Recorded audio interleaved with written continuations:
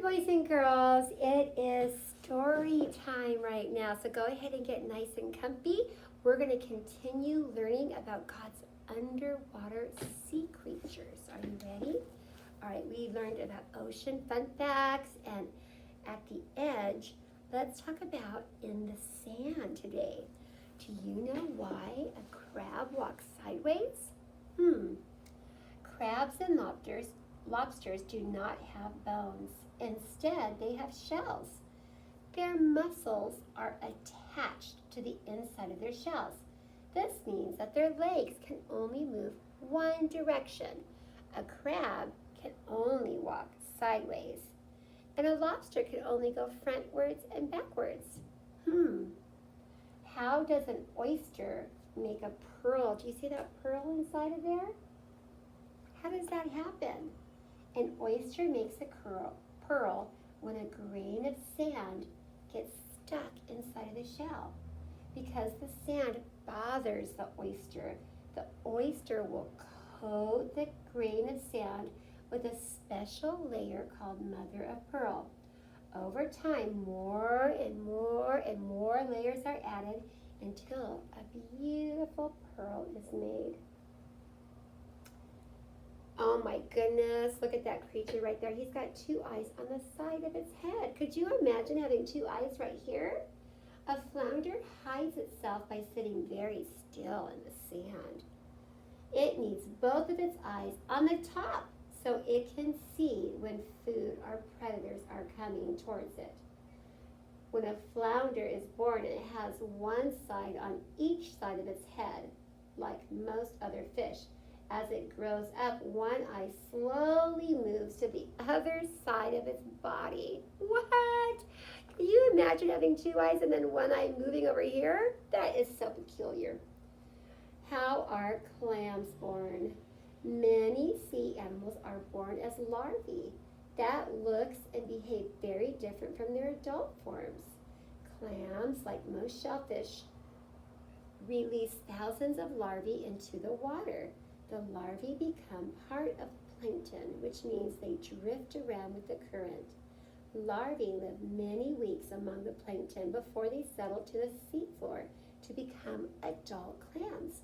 Of all the larvae released, only a very few will survive this dangerous trip. Oh my goodness, it must be hard to be a clam. Tomorrow we'll learn about the world of wonder. Oh, I recognize that one. All right, I'm going to quickly move the camera so you guys can see the screen, and we're going to watch a short little video on crabs, and maybe we can learn a little bit more about them. Okay, so let me go ahead and pull my chair out of the way. Hey guys, put it out of your way for you, and let's learn about crabs. Here we go. It's just a short clip. The creatures we call crabs are crustaceans that are invertebrates.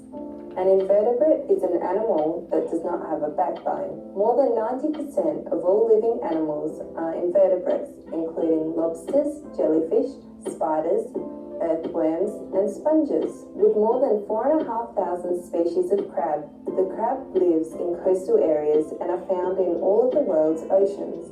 The king crab has even been found on the freezing continent of Antarctica. Other species of the crab include the mud crab, the snow crab, rock crabs, horsehair crabs, and more. The crab's hard-like shell exoskeleton is made of a tough material called chitin. Another name for the chitin crab armor is a carapace.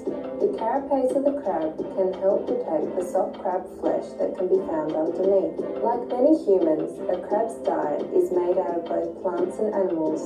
A typical crab snack could include algae, fungi, mollusks, worms, and even other crabs. One interesting crab fact you should know is that crabs can communicate using sound, drumming and clapping their pincers and or waving their claws to pass on a message to its fellow crustaceans. More fun crab facts coming up. That is a fun crab fact, huh? So if they want to talk to one another, they clap or make sounds. Do we do that? I guess sometimes the teacher will go like this. And then you guys would go. That means we are communicating just like a crab. That is cool. All right, so what we're going to do now is we're going to go ahead and get our penmanship paper out. Write your name and the date on the top. Okay, and it's going to look like this. This one has like a little wave in it, the paper when they scanned it. This one I want you to trace and write. It's only 3 lines. I'm checking to see the formation of your letters. This one gets a grade. It's an assessment, so go slow. So when you're doing your P's, I want you to make sure that you are thinking about it and touching lines. So your P should look like this. When you're doing your Q's, make sure your Q's go up and over. Make that circle, and that little Q sits like this. And the tail does, and then the little Q is a full circle with a straight stick, okay? So make sure that you're writing your letters the best that you can, because that is your, I believe, one of your last. I think you may have one more penmanship grade, and that is it. All right, guys, go ahead and get started on your one side of your penmanship paper, and I'll see you later on. Kiss your brains. You guys are doing awesome.